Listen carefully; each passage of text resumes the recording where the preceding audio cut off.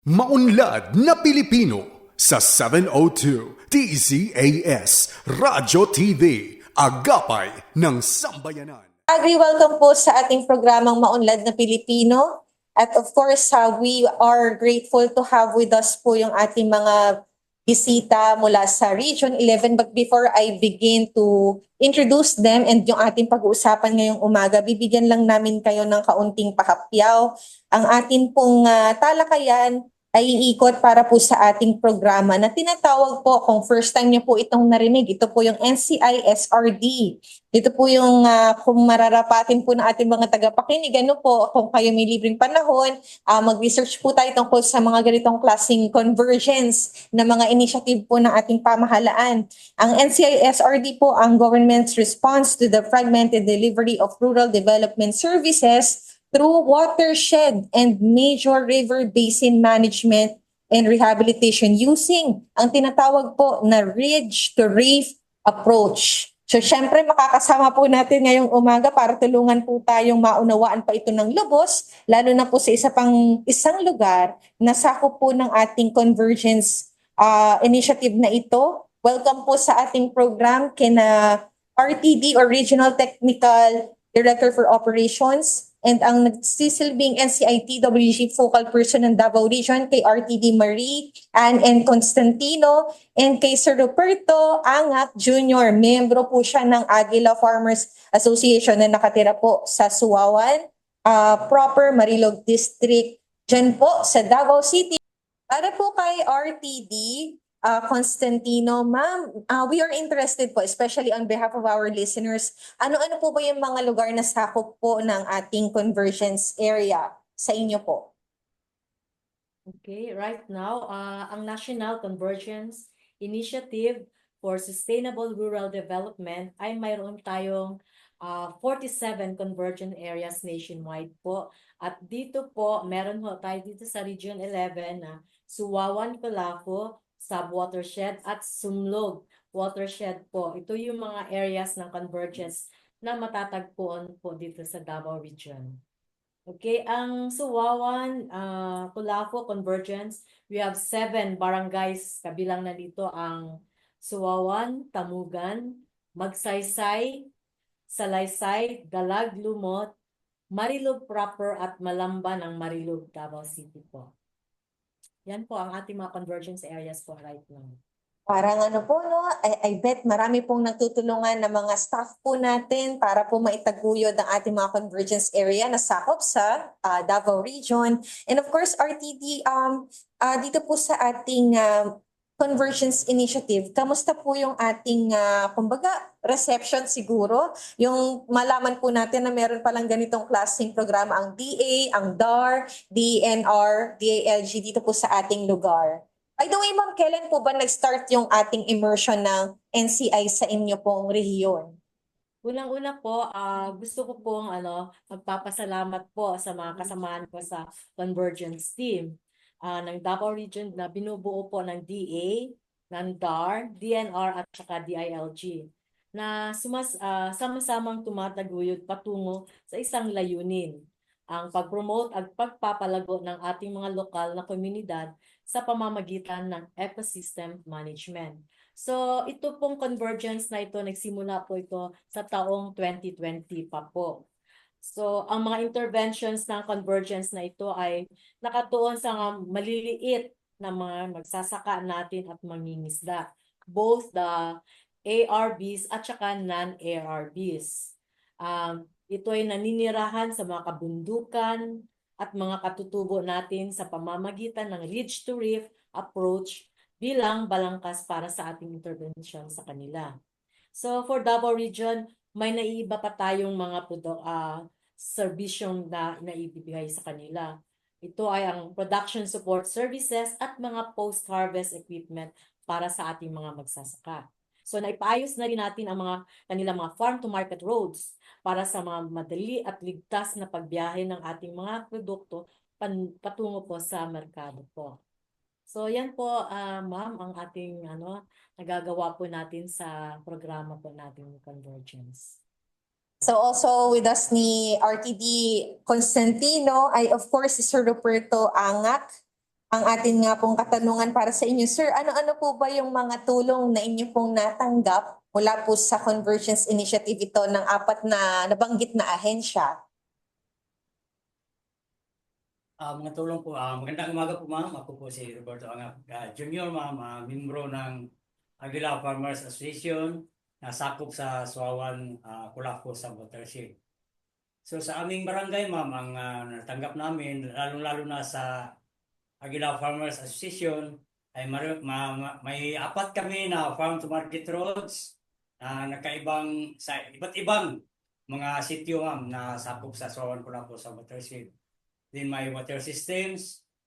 Marami ding natanggap namin ang machineries ma'am like post-harvest facilities.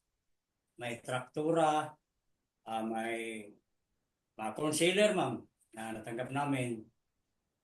May project din na iba, gaya ng mga planting materials like cacao, coffee, corn, at saka iba't ibang uri ng vegetables. At saka ma'am, mga fruit marami din kami natanggap doon sa aming association. Ayun, nakakatawa naman po no for ano po. May Yes, hauling sir. truck na Mm, matanggap namin. Kasi natapos naman yung namin, yung request namin na ginawa. So sabi ng dito sa region na parating na ang truck namin, hauling truck. Easy transport na kami ngayon sa aming mga produkto ma'am dahil yung farm to market roads namin na nagawa, malaking tulong sa mga farmers dahil ma'am, hindi na ma-bruising yung mga produkto namin. Iwasan good quality na pagdating doon sa market. At saka naiwasan na rin ang malaking gastos sa aming travel kasi naman, simentado naman ang mga daan namin ma'am. So mayroon na kami mga sasakyan doon na maliliit na nakarating sa amin na masasakyan namin sa aming mga produkto. So, ang sa Dharma may natanggap din kami na yung kanina binanggit ko ma'am sa DA yun, at saka meron pa sa DAR, yung mga livestock like babuyan, binigyan din kami nila at saka yung pagpapamahagi nila ng titulo ng lupa sa DAR din galing yun. Yun ang mga lupa namin na sinasaka namin ngayon na binigay sa DAR, nakatulong din sa amin kasi doon namin tinanim yung mga planting materials na aming mga pinagkukunan ng aming mga produkto ma'am na nakatulong sa aming kabuhayan para sa aming mga anak na nag-aaral. At ngayon sa awa ng Panginoon at sa awa ng ating mga ahensya na yung Convergence, nakatapos na ang aking dalawang anak sa kolehiyo at hindi na kami masyadong mahirap. Gaya din sa mga kapitbahay namin doon, marami na rin ang matulungan sa ating Convergence area. so, Sir Roberto, kasabay po kayo na nag-start yung convergence natin sa Davao noong 2020. Doon na din po kayo nag-start dito po sa mga pagtanggap po ng interventions na nabanggit po ninyo? 2020 din po? Yes ma'am, yes ma'am. Wow! Congratulations po. Parang talagang ano po tayo dyan. Parang tuloy-tuloy po yung tulong na ating natanggap at nabanggit po natin in detail yung mula sa ating DA and DAR. So dito po Sir Roberto, mababanggit po ba natin, masasabi natin na mas okay pala pag nagtulungan yung apat na ahensya which is yung naging dynamics nga po with NCISRD. So ano po bang masasabi niyo doon? Mas nakinabang po ba kayo na nagtutulungan po yung mga ahensya natin para po sa mga intervention na ito? Yes ma'am, mas maigi na may apat na ahensya na nagtutulungan kasi para sa akin, mas lalong lumaki ang pundo na magagamit natin kasi apat na ahensya ang nagtutulungan at saka mas madali ang mga trabaho na kanilang ginagawa kasi marami man silang nagtutulungan, apat na ahensya. Kanina ma'am, hindi ko nabanggit yung DNR. May sa DNR pa rin natanggap yung NJP, yung National Greening Program, at saka yung pagpapatuloy nila na pagtatanim ng mga iba't ibang uri ng mga assorted trees para sa agroforest program ma'am, sa aming barangay. Okay. Thank you po, Sir Roberto. At balik po tayo kay RTD Constantino. Nabanggit na po yung mga mula sa benepisyaryo mismo po, no? Yung mga tulong na naihatid po ng ating apat na ahensya na bumubuo sa NCI SRD.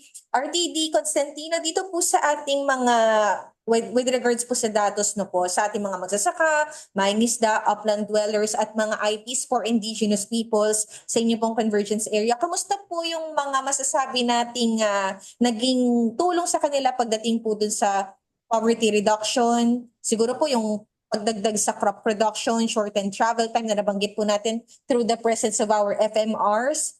And ayun po, yung mga ating masasabing under ng ating impactful data, ma'am.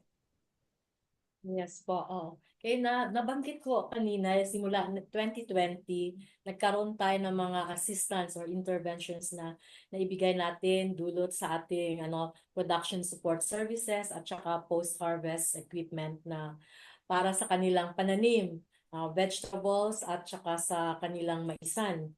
So nakapagtayo din tayo ng agri-water system at solar-powered irrigation system.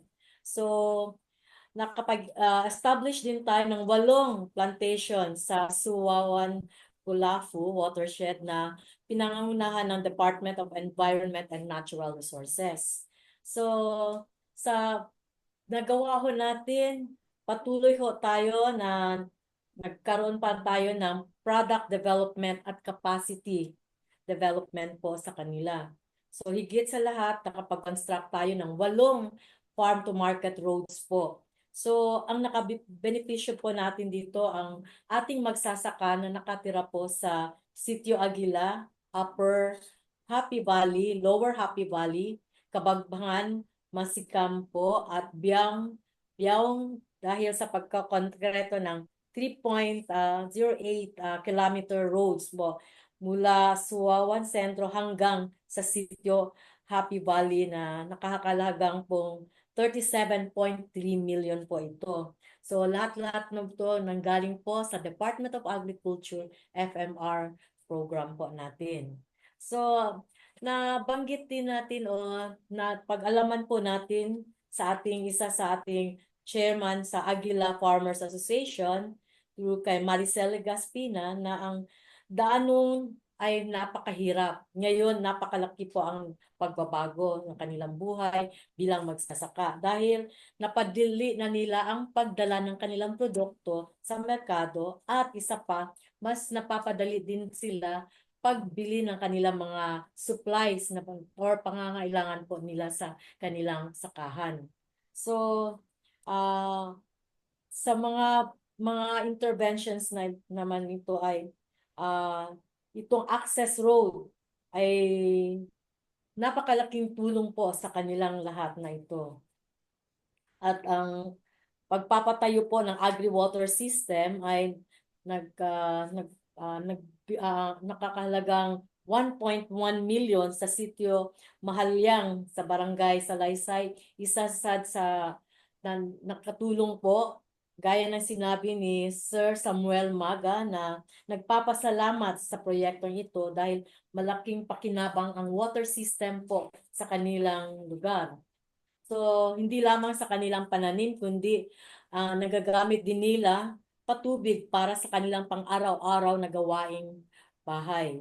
So, bago ang proyektong ito, kumukuha sila ng tubig sa malayong lugar para magkakaroon lang silang mainom at paggagamitan po. Ngayon, accessible na po talaga ang magkakaroon ng tubig.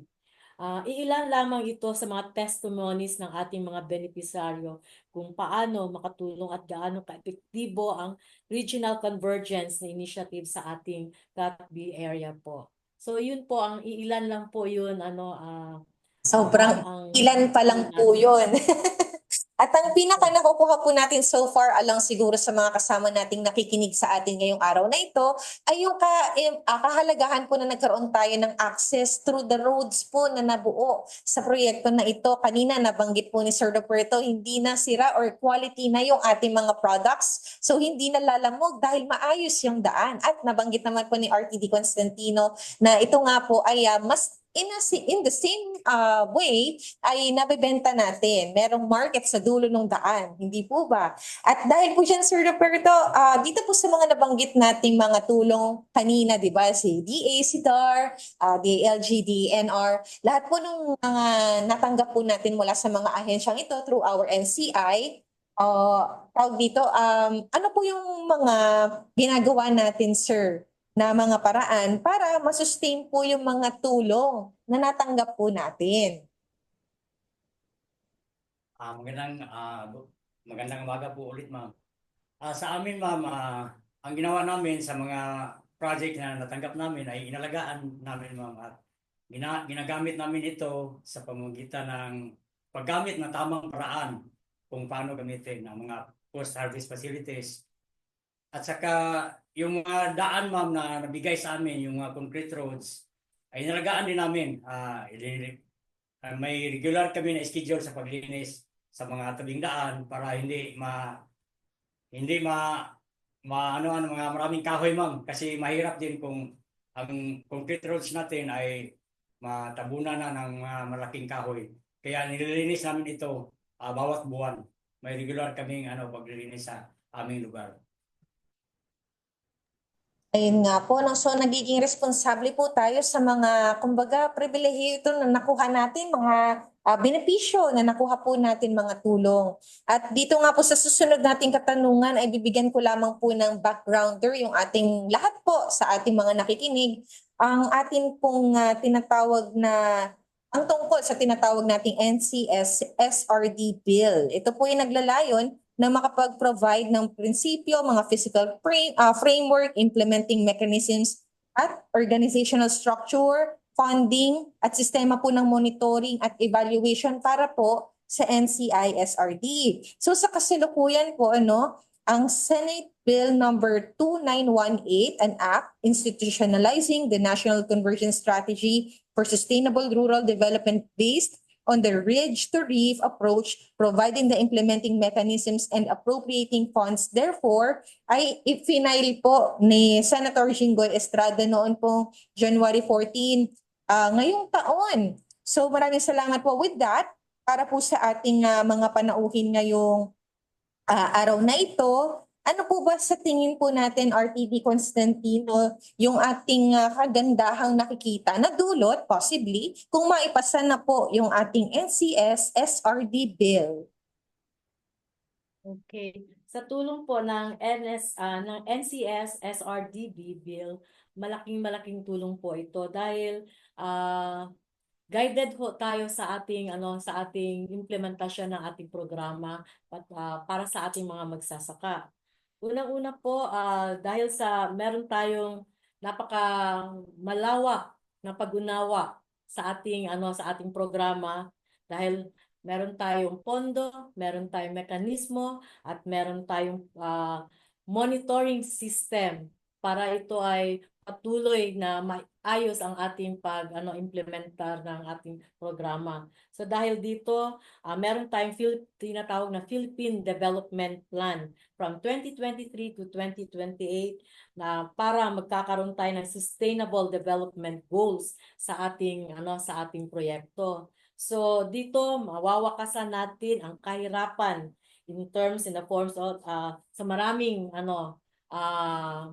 aspeto at tiyak na magkakaroon tayo ng sustainable water management at magandang pangangalaga ng ating mga katubigan tulad ng mga karagatan, dagat at mga yamang dagat at protektahan tayo ng terrestrial ecosystem at mga kagubatan at paghinto ng pagsisira ng lupa at ng biodiversity loss. So yun po ang isang kagandahan po ng ating bill na ito. Dahil din sa bill na ito, nagkaroon tayo ng pag-angat ng ating produksyon, kagaya ng cacao production natin sa Suwawan Culaho Subwatershed Convergence Area. From 342 kg po per hectare, nagkaroon na po tayo ng 440 kg per hectare. So bumaba rin ang poverty incidence natin dahil dito. Dahil the Pili Watershed Convergence Area sa Bicol region mula from 41 to 41.3%, nagkaroon na lang tayo ng 32.4%. At tumaas rin ang rice production ng Carod Watershed Convergence Area sa Central Visayas from 80 caravan per hectare to 180 caravans per hectare naman.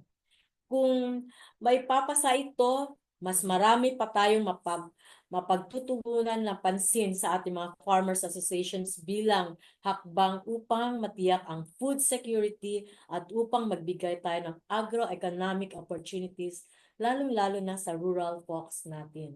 So yun ang napakagandang ng bill na ito pag ito'y maitupad na po natin, ma'am. Okay? At para po ulit kay RTD Constantino, sa mga individual po natin or grupo na interesadong maging bahagi ng ating Convergence Initiative, paano po ba sila pwedeng keep in touch at makipag-ugnayan para po magpaabot ng tulong siguro or possibly din mga proposal para po sa isang proyekto? Okay, sa ating mga manunood, yung sino mga interesado, maaari po silang lumapit sa mga regional offices po natin ng DA, ng DENR, ng DAR, ng DILG through the Regional Convergence Initiative Technical Working Group po. So meron po tayo mga personali na naka-in-charge po dyan na mag-cater po sa kanilang mga katanungan. Isa din po, bilang bahagi po nito ay meron tayong mga pamantayan which covers the completeness of ecosystem. This covers po ng watershed at saka major rivers po natin. Pangalawa, we have the passer of good financial housekeeping din po. So, kung kayo din po ay parte ng mga areas ng covered ng Suawan-Colapo sub-watershed convergence, may-ari po kayong kontakin o puntahan ang aming regional office po. Dito po sa Regional Government Center sa Bagoong Shiro, Tugbok District, Davao City, Davao del Sur upang maging parte ng mga proyekto po namin sa ilalim ng Convergence Initiative sa Convergence Area na ito. Ito ay ilan lamang sa mga gandang na idulot kung maging bahagi sa ating Convergence Initiative. So maaaring tumaas ang mga farm income po natin mula 50,000 to 104,000. At dagdag po, tataas rin ang ating livelihood opportunities. So mababawasan ang oras ng paglalakbay mula 2 oras to 1 oras na lang po. So bumababa rin po ang ating mga poverty incidence mula 67.10% to 49.71%. At mas tumaas rin ang annual income natin mula 77 million to 122 million ng ating mga beneficiaries. So yan po ang ating mga advantages po ng ating programa at pwede ho ninyo kaming pupuntahan dito sa aming opisina po. Ayun, and syempre, thank you ma'am po, and we would like to hear naman din po yung boses ulit for this end of our interview kay Sir Ruperto. Sir, meron ba kayong nais-iwang mensahe po para po sa ating mga listeners, particularly po syempre sa mga taga Davao region? Magandang umaga po ulit, ma'am. Gusto mo ang message na namin na bilang magsasaka, ma'am, na sana ay gawing regular ang pag-monitor para sa mga ahensya na kasali dito sa Convergence, ma'am. Na i-monitor palagi ang mga project na natanggap ng mga beneficiaries upang ito ay malaman kung hanggang ngayon magagamit pa at saka malaman din kung may kakulangan pa na dapat idagdag para sa mga magsasaka natin nandoon sa mga kabukiran, ma'am.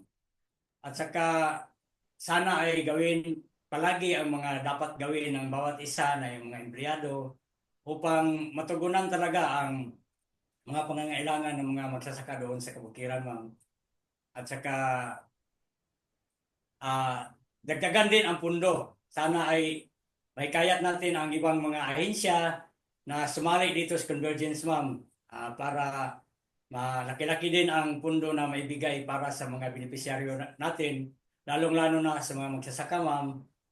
At ma-address natin ang ating gustong maabot ng ating pamahalaan na ma-address ang food security, ma'am, para sa buong bansa natin. Yan lang po, ma'am. Maraming salamat. Thank you po, Sir Roberto. And of course, sa inyo pong time para sa umagang ito. Maraming salamat. And we would like to also hear po a message from RTD Constantino. Yes po, okay. Una-una, maraming salamat po sa pag-imbita ninyo sa amin para sa inyong programa. At gusto po namin, kami po dito sa Regional Convergence Initiative for Sustainable Rural Development or the RCI-SRD, kasama po ng DNR, DAR at DILG, patuloy namin itataguyod ang aming pangkalahatang layunin na makapag-ambag ng pagkakaroon ng pagbabago at pagbabawas ng kahirapan sa pamamagitan ng mahusay na programa at pamamahala sa ating proyektong agrikultura. Alisunod po sa Reach to Reef approach natin, patuloy ang ating initiative na makapagbigay ng mga proyektong ganito na angkop sa pangangailangan na hindi lamang para sa magsasaka at mangingisda, pero kasali po ang ating lahat ng kababayan na nasa kabundukan. Nais ko lang po ipaalala sa ating mga benepisyaryo na sana po pangangalagaan po natin ang ating mga proyektong ipinagkaloob po ng gobyerno dahil nakakatulong ito sa ating kabuhayan at para na rin sa isasusunod na henerasyon. Kasama din natin sa pagsisikap na ito ay ang mga LGUs po natin, ng NGOs at saka SUCs. Maraming salamat po sa inyo.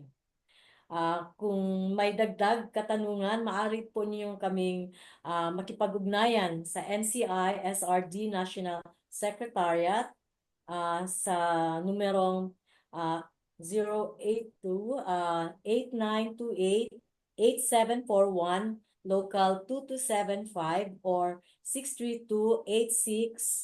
632-86-817308 or mag-email ho sa ncisrd@da.gov.ph po. So let us continue to converge and together we will converge as winners, convergence workers po.